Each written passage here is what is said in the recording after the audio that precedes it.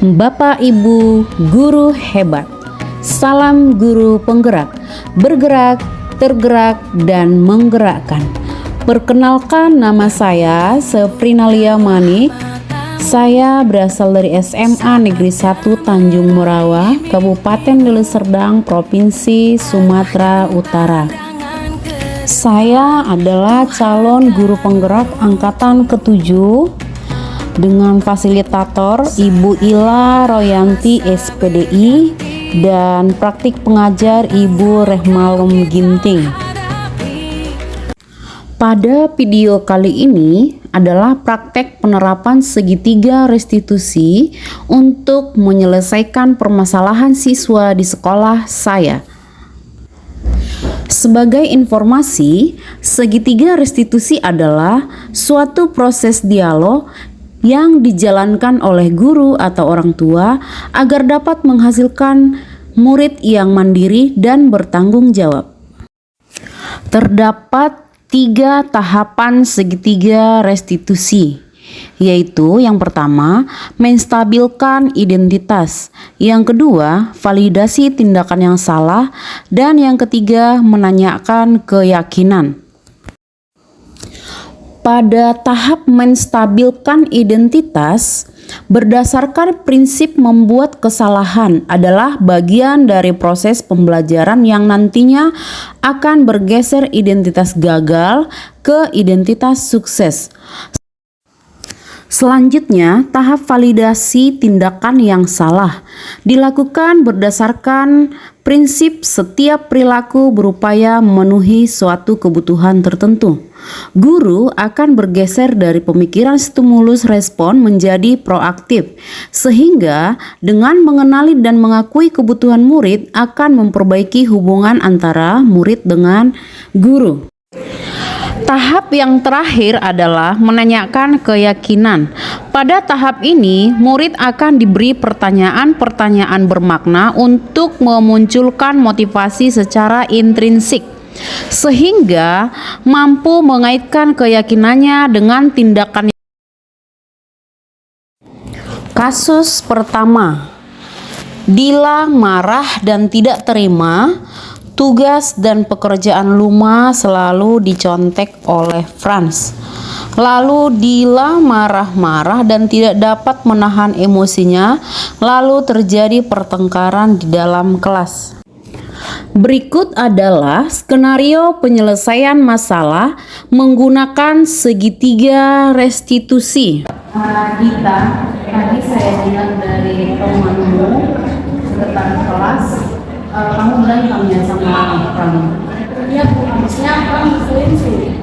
Kenapa? Bang terus menerus mencontek hasil pekerjaan saya.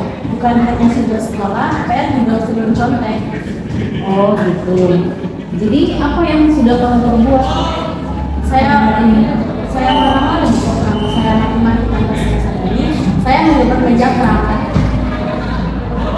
Oh gitu. Wajar sih kamu marah karena hasil pekerjaan kita itu kalau dicontek tanpa ada konfirmasi kadang tidak pasti. Tapi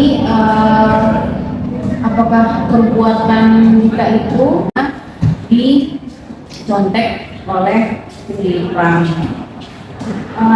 Tapi ibu tetap mendukung dalam hal ini perbuatan kita karena tidak sampai melakukan hal-hal yang lebih seperti memukul, membuli, dan hal-hal yang lebih parah lagi.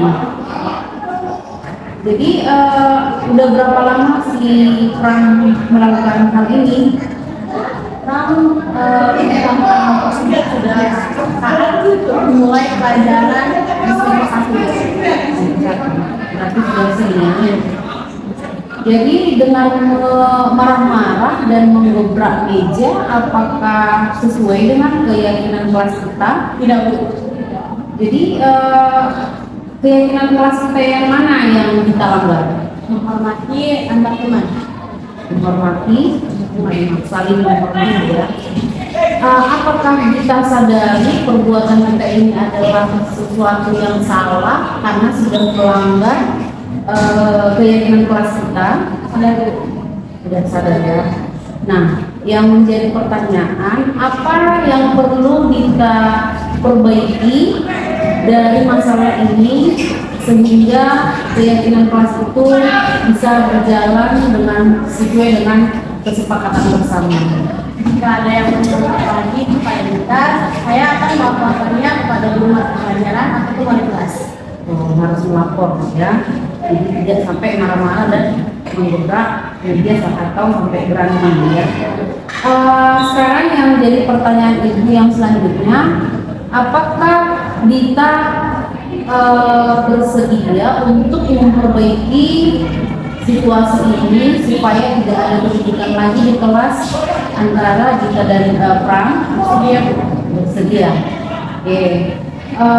Untuk kedepannya coba diulang apa saja keyakinan kelas kita yang perlu dihindari, yang dilaksanakan apa saja? Sabar Bu, menahan marah, Ya, dan juga tidak memaki. Saling menghormati nama teman juga. saling menghormati, tidak marah-marah, dan tetap lebih sabar. Kalau ada masalah diberitahu sama guru ya. Oke, itu aja. Terima kasih ya Dita ya. Semoga kedepannya jangan lagi terjadi hal-hal seperti ini ya.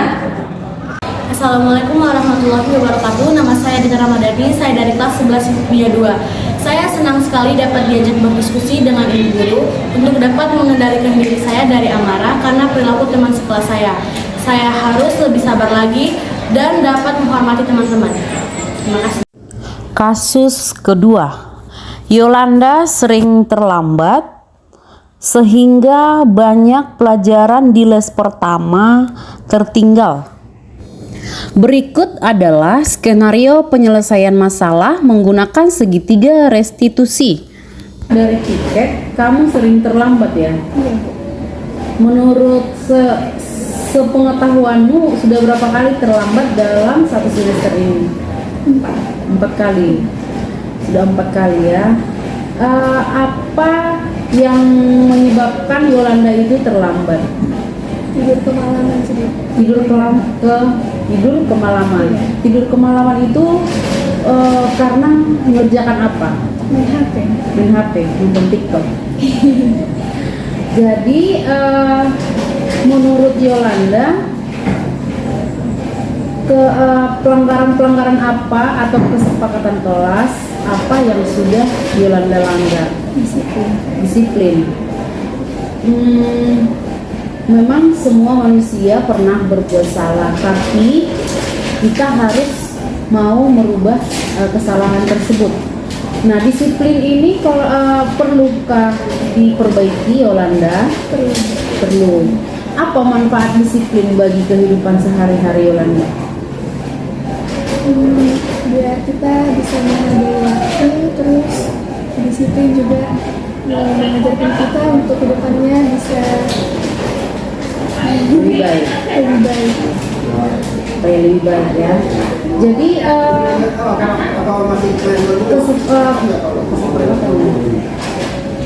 disiplin kelas apa yang harus Yolanda perbaiki ke depan?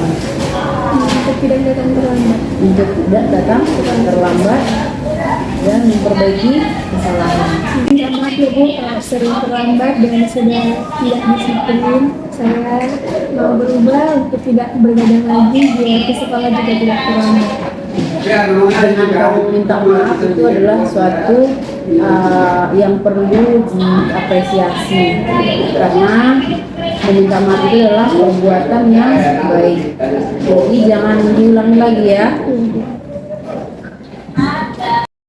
Selamat pagi, saya Yolanda Harefa, kelas 11 3. Terima kasih Bu Guru, saya senang sekali sudah diajak berdiskusi atas kesalahan yang saya buat.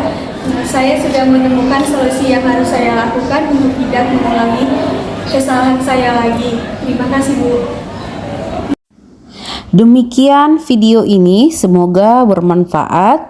Salam guru penggerak, bergerak, tergerak, dan menggerakkan.